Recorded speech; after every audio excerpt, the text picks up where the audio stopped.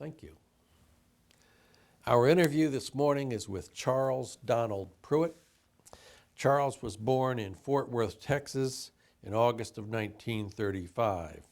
He served in the United States Marine Corps and the United States Air Force from January of 1953 until June of 1974. His highest rank attained was E6, Tech Sergeant. My name is Dale Dexheimer. I'm not related to Charles in any way. Also in the room we have Milton Gibson and Gary Burton, who are our videographers. This interview is conducted at Burleson, Texas on Saturday, January the 19th, 2013.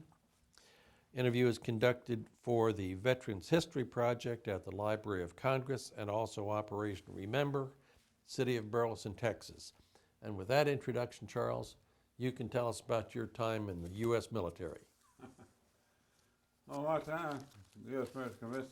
Marine Corps, I was actually trying to go into the Navy, but the line was too long and I was anxious to go somewhere.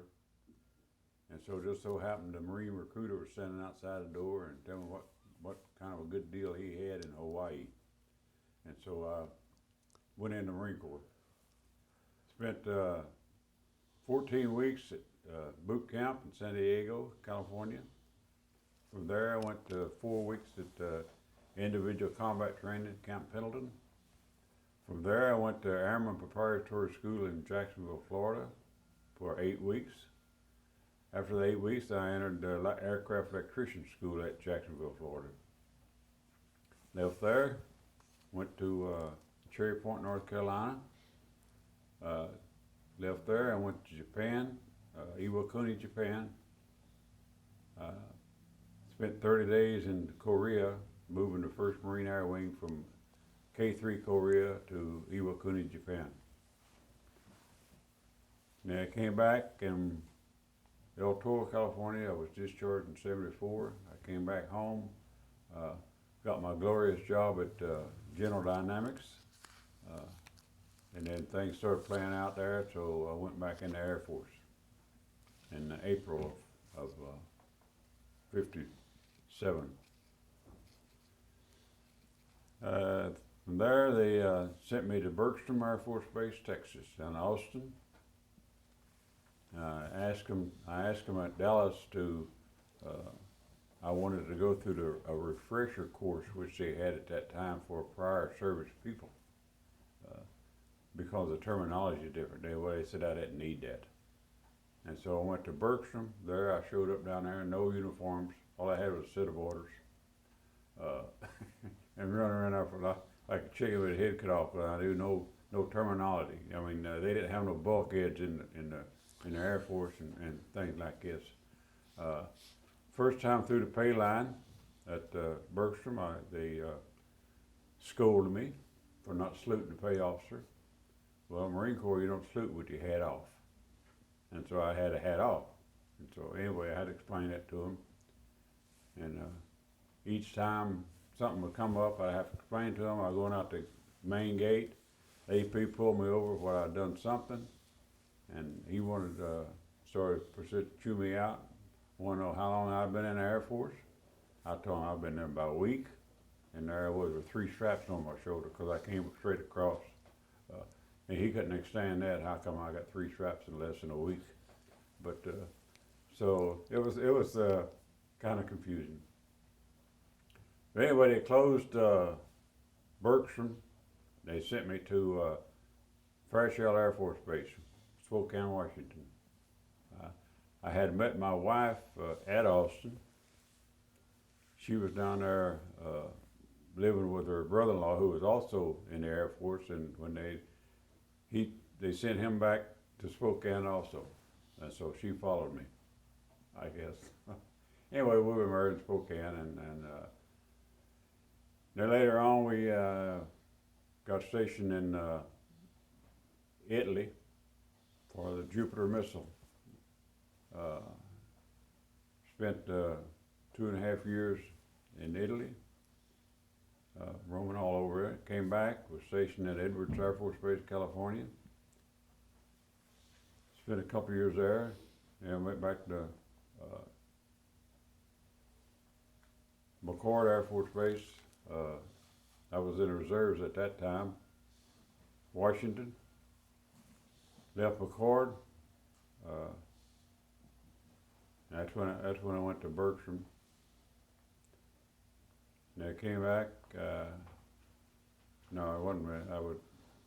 Later on. I went back to Dias and reserves. They sent me to Dias, and one day they come back and said, "You're going to Vietnam. You're replacing somebody." I said, "How long I got?" They said, 5 days. You got to be in Florida. And so I cleaned the house on base, packed up the furniture, carried the wife back to Spokane, and was in Homestead Air Force Base, Florida, in the 5 days. My order was still wet because this guy had no security clearance, and so they couldn't send him. From Homestead, 2 months in Homestead, boarded a C-141 and went to Vietnam. Stationed at Toowowa, Vietnam, for the year. During that year, we would go to different bases picking up airplanes. Spent 2 weeks at Da Nang on a special mission. 2 weeks I was there. They 2 airplanes running each other on the runway, loaded liquid oxygen, made a little noise. B-52 went off the runway into a minefield, and they blowed up the hospital. So I was ready to go back to Toowowa. Now after that, I came back from Vietnam, was stationed in Pease Air Force Base, New Hampshire. When I got there, they put me on a night shift. And just so happened it was chill factor was 70 below zero, working down the end of the runway, and I felt like if there's an airplane coming through there going back to Vietnam, I was ready to get on it. As cold as it was. Well, we suffered that for 4 years, and I finally got the Troy base of assignment, which I came back to Carswell, and I was actually at Carswell for 2.5 years when I retired from Carswell.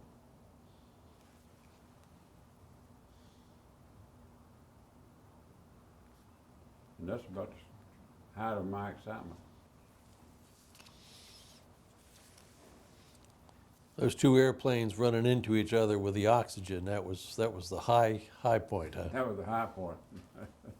That was the high point. We was on some kind of I didn't even know what it was, some kind of a spotter mission. We had F-100s in Vietnam, and we would fly a spotter mission. I know it had a music box, they called it, some kind of electronic device that would send a signal to the 105s to where to bomb.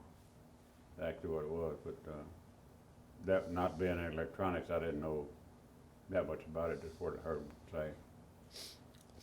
Let's go back to when you enlisted, Charles. That Marine reached out there and latched onto you, told you about all these good things in Hawaii. At one time, the recruiting office, all of them, was down at the old federal courthouse, downtown Fort Worth. All lined up in a row. Well, no, the Air Force, Navy, all the rest, all except Coast Guard. You had to go to Dallas Coast Guard. But all of them except Marine Corps were downstairs in the basement. The Marine Corps was upstairs, now where the snack bar is now. And you had to go by the Marines to get downstairs. And he happened to be standing out there one day, and me and a buddy of mine walking through there. We're going back down to the Navy to check on him, see what the deal was. Hey, come here a minute. Oh, okay, what do you want? Hey, where you guys going? Oh, we're going down and see about getting in the Navy. They said, well, come in and let me talk to you a little bit. Being a kid, we didn't know. We go talk to him. So we was in there sitting talking, he'd tell all his stories, and here this guy come in and dressed blues, Marine Corps looking sharp, and said, hey, Joe, where you been? Oh, man, I've been to Hawaii. Hawaii, yeah, man, you know, it was nice, you know, everything, you know, and so that's where I signed. And so that's how I got in the, of course, my dad had been in the Marine Corps too, so that may had a little flavor to it. Were you working at the time, Charles? No, well, I had piddly jobs that old striplings, and I worked a little bit at Abrant Furniture, upholstery, but there was no real jobs. I had quit high school in junior year. Of course, later on, I went and took the GED, passed it, and when I was at stationed at Edwards, actually finished high school. I got a California diploma. And I had to, it was required that you had to have certain classes plus the GED. And so I took them, and then later on through correspondence courses and extension courses, I actually got my 4-year degree from Columbia College. Ever get to Hawaii? Hawaii? Yeah. Well, I went to Hawaii, landed twice, and I spent 6 glorious days on R&R in Hawaii with my wife. Okay. So, and she flew in from Washington, and they had special discount tickets for them. If I go back, you went to basic, and then what I call A school. About the first year of your being. AP school, Airman Preparatory School was before the A school. Okay. And in the A school. The better part of the first year of your time in the Marine Corps, you went to school, either basic or school. True. And I'm sorry, what was your A school? Electronics? Electrician. Electrician. Aircraft. Aircraft electrician. So when you came out, you were in E3 when you got out, done your training? Mm-hmm. And I went in the Air Force, same across. Okay. E3. And as soon as you got out, you went to Korea, right? When you got done with your training? No, well, no, I went to Cherry Point, North Carolina. Okay. First. And what kind of airplanes did you work on there, Charles? R4Q, C-119. Okay. And your daily job, you lived in a barracks, I guess? Yeah. You were single. Yeah. Lived in a barracks at Cherry Point, which is pretty much all Marine Corps, I guess. Yeah. Well, I don't know now, but then it was. And they, well, at Cherry Point, they called me up one day and said, well, and then the Marine Corps, until you got a certain rank, you spent 90 days on details, different details, KP or whatever, you know. And so they called me up and said, we will send you up to the golf course for 30 days. I said, okay, well, what do I do? Well, you dig sand traps or clean sand traps or whatever for 30 days, detail. Okay, so if you like it, let us know and we'll leave you out there for another 30 days, because you got 90 days, you gotta, okay. So I went out there and I never told nobody nothing. And so about 6 months later, they come looking for me. And I was still on the golf course, and they told me I had to go back to my outfit. The golf course was a full-time job? Mm-hmm. They didn't have you doing anything with your electrical training? No. Just going out there raking No. sand traps and cutting the grass? Yeah. And matter of fact, while I was in the Marine Corps, there at Cherry Point, they become shorthanded on hydraulic people. And so the Marine Corps working on a warm body system, you got a hydraulic man. And therefore, when I got to Iwakuni, Japan, sometime later, I also got there and they had overabundance of electricians. And so they gave me my choice to go into propeller shop or go into hydraulics. Well, I knew something about hydraulics, so I chose hydraulics. So the whole tour in Japan was in hydraulic shop, although I was an electrician. You moved the 1st Marine Air Wing from K3 Korea. to, Iwakuni, Japan. what did that entail? What did you have to do, Charles? Work on the airplane to fix it, you know. Make sure they were airworthy to If get it to. broke, you know, they sent a crew over there to fix it while it landed, cause it landed at K3 and something went wrong, you fixed it. And, you know, You ever fly in those airplanes? fly in them? Yeah. Oh, yes. Yeah, we were required to fly so much a month, 4 hours, I think it was 4 hours a month. Of course, you got paid a little extra for that. So you were stationed in Korea for that time. 30 days, yeah. Or thereabouts, I don't remember exactly. You go off the base in that time? One time. One time. And what was the town you went to? Pohang Toe or something. Being an 18 or 19-year-old Marine, what'd you do when you went in town? Not a whole lot, because when we went through the gate, we told the policeman that we had permission to go downtown. Well, he sent one of the guys back to get permission, and we went downtown. We hadn't been down there 30 minutes till here they come after us, because we weren't supposed to be down there. So you didn't really get much of a No, taste of Korea? No. Okay.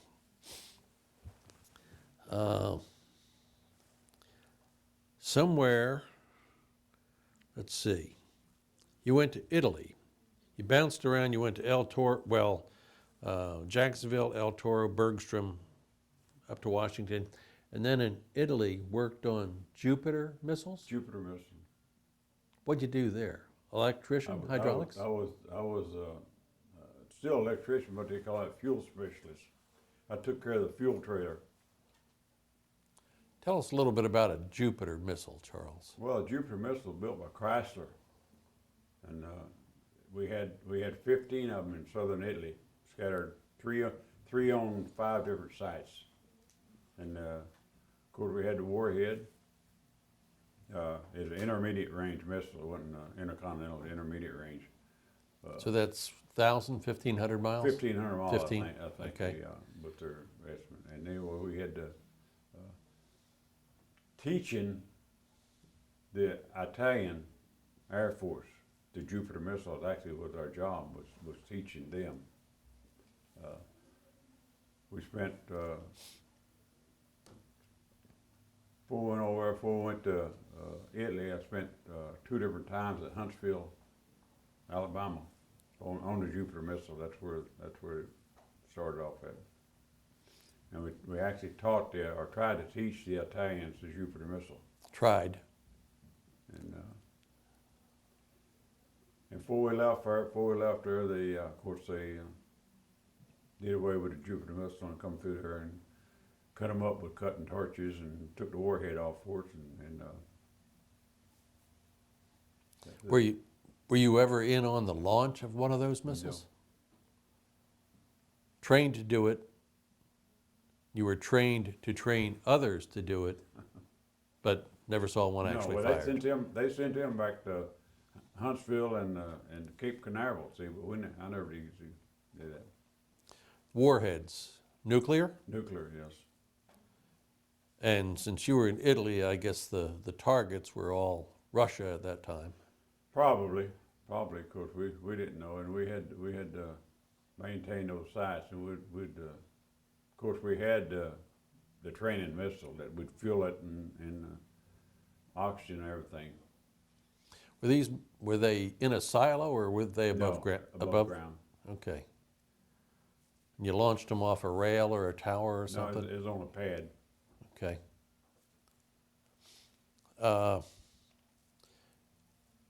Were you married when you were in Italy? Yes. Charles?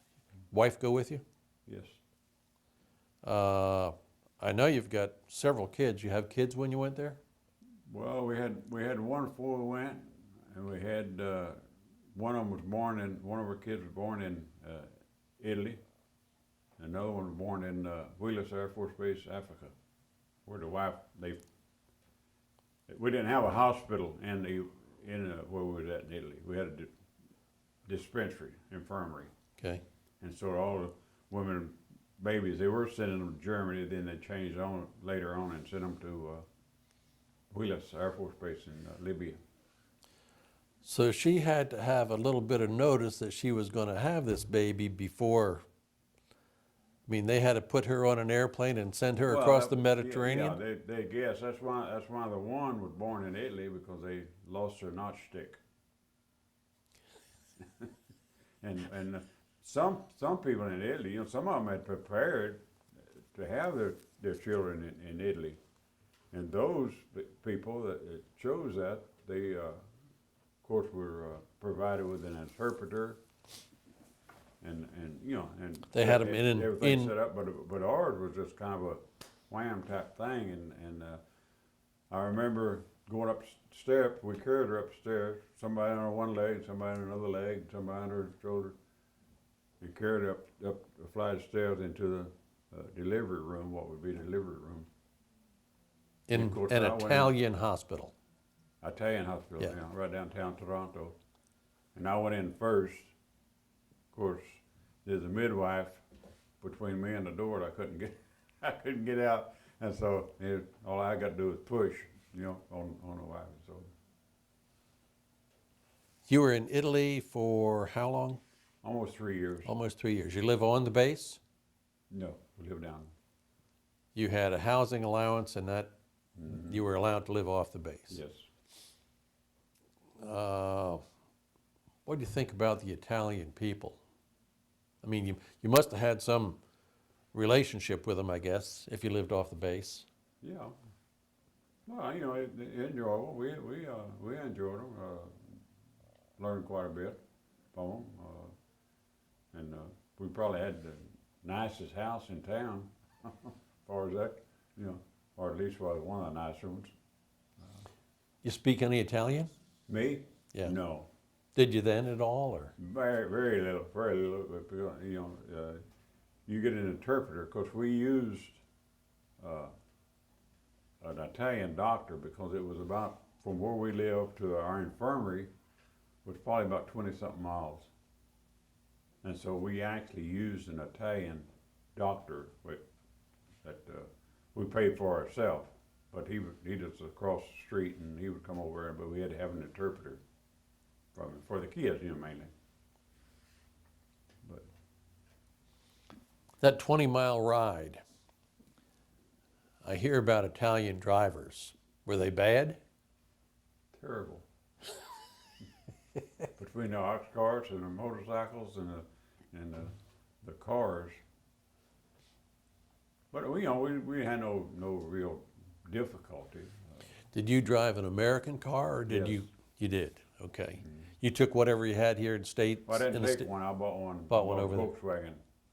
Okay. After I got older, I had it. Matter of fact, I paid for that Volkswagen. I paid, including $100 shipping, $1,400 for it. That was 60, must have been 60 Volkswagen. It was new? Yeah. Times have But changed. no radio, because the radio, if you had a radio in it, you had to pay Italian taxes for the radio. So all the time you had it, you never had a radio in the No. car? Okay. Let's see here. Came back to Edwards, went to Vietnam, and spent one full tour in Yeah. Vietnam. You told us a little bit about being in Da Nang. You went there on a special mission, and that was, what was your purpose in going to Da Nang? That's why I say we had the F-100, which they were Okay. flying like a spotter mission Okay. with 100s. I guess to confuse them or fool them or whatever. Anyway, the 105 would actually doing the bombing. We've talked to a number of those thud drivers. Mm.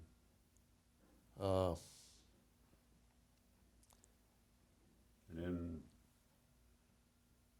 from then in 1 year I spent 4 months in Okinawa from New Hampshire, Pease, New Hampshire. They sent me to with the B-52s in Okinawa, Kadena, Okinawa. Going back to Vietnam, you lived on base there by yourself. You didn't have the family there, certainly. Live in a barracks? Yes. Well, barracks in the tent first. First of all, it was a tent, and then they had these. If you ever been to Arkansas, seen the turkey coops? Okay, That's what it was. Where they had the outdoors, had to go outside to lift the shutters. okay. Do you have a bunker close by, or Yeah. you ever have need to run into that bunker? No. No, okay. So you lived in a barracks, got 3 squares a day at the mess hall? Mm-hmm. You ever go off the base and mix with the local population? One time. One time. When we went downtown, there was nothing there. It was a small town, Tuiwa. So we hitchhiked down there, hitchhiked back. We spent, maybe an hour downtown, but you weren't allowed to go in any place. So What kind of unit were you attached to?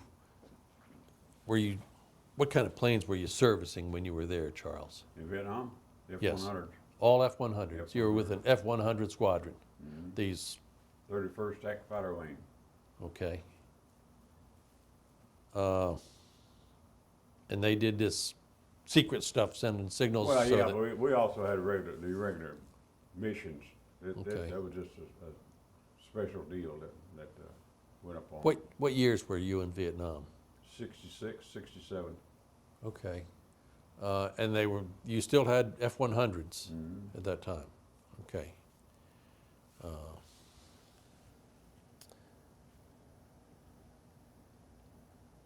You ever have any great fear for your life while you were there? Well, it got kind of shaky when we was at Homestead the 2 months before we went over there.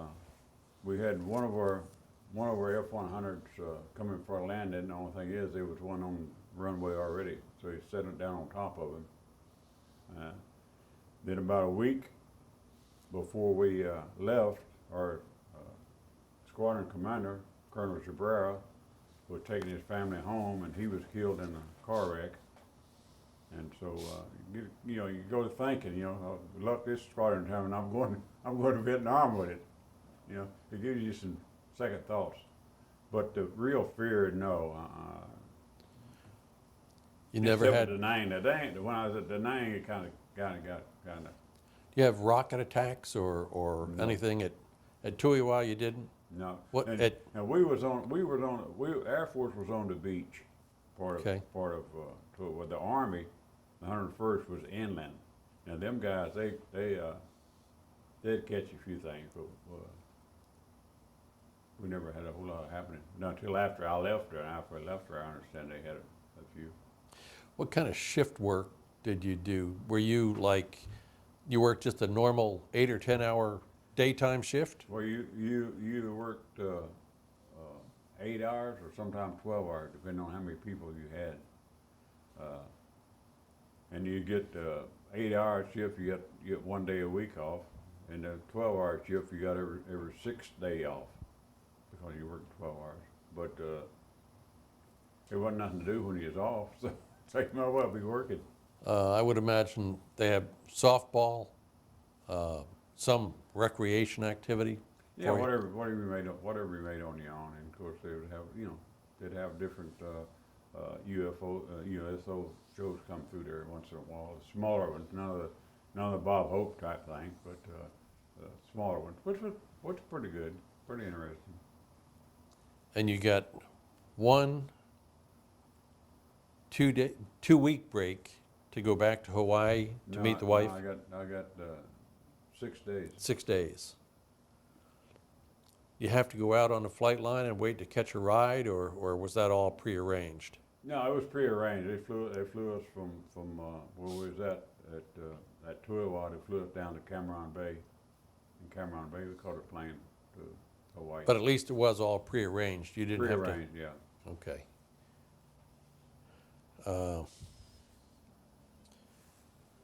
from Vietnam to Pease, Peas and minus 70 wind chill, and you worked outside on a flight line? mm, Could you get anything done? yes, because you had a Herman Nelson heater on this side and a Herman Nelson heater on this side, and you was working like this. Herman Nelson, a big Well, heater, the kerosene? Oh, gas. kerosene Okay.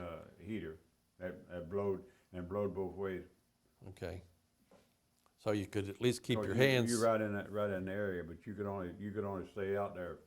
I forget what the length of time was, but just a period of time that you could work out there.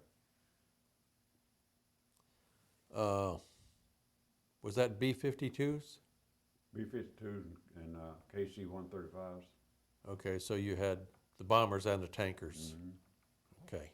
And then before we left, where they had the 111. They got the 111, TF-111. Okay. And you were there, how long were you at Pease? Almost 4 years.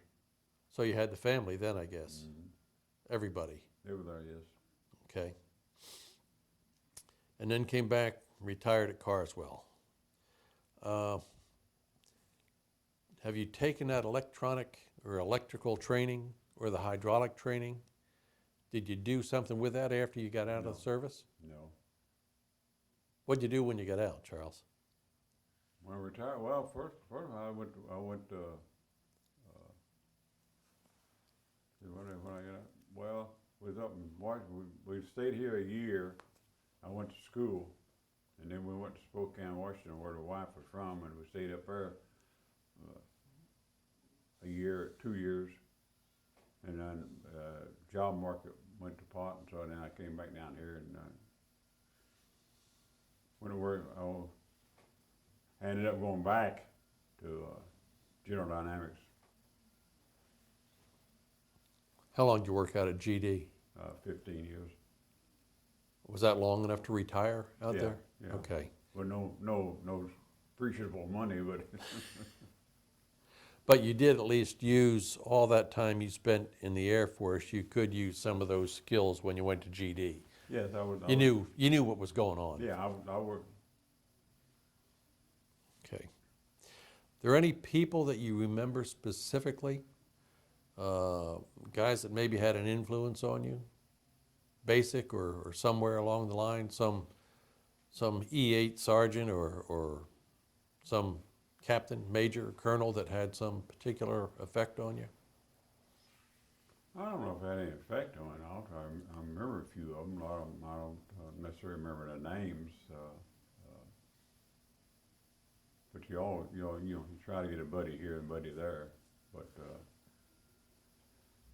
But most memorable one is Leland Worley was our best man at our wedding. How'd you know Leon? I met him at Burleson, and the same time I closed Burleson, we went to Spokane, and he also went there. And but yeah, You still have contact with any of those people, Charles? no, well, not there. Well, we have the ones we were in Italy with. We still have a yearly get together with now it's 5 or 6 families now, because they've passed away. Mm-hmm. But we generally get together. You do that here in the States? Yes. Okay. Well, sir, we appreciate you taking the time to come down and talk to us this morning. Appreciate your time in the military, defending us. Oh yeah. So- Well, defending, but like I tell people, in Vietnam, they said we had a rifle down at the armory. Well, that's danger or not. Well, it was, 3/4 of a mile away from where we were at. Never issued Never. to you. Well, one time when I went down to escort a car back that they took off a ship, they had to carry the rifle. It's the only time I ever had it. You did qualify somewhere, though, I guess, with a Yeah, with a you rifle. qualified. Well, yeah. Yeah. But so not Like I say, they said we had one down there. I guess they had one.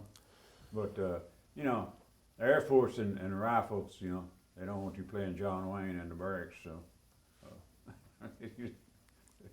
They knew better than let you have it. Well, again, thank you, sir. All righty. You bet. I gotta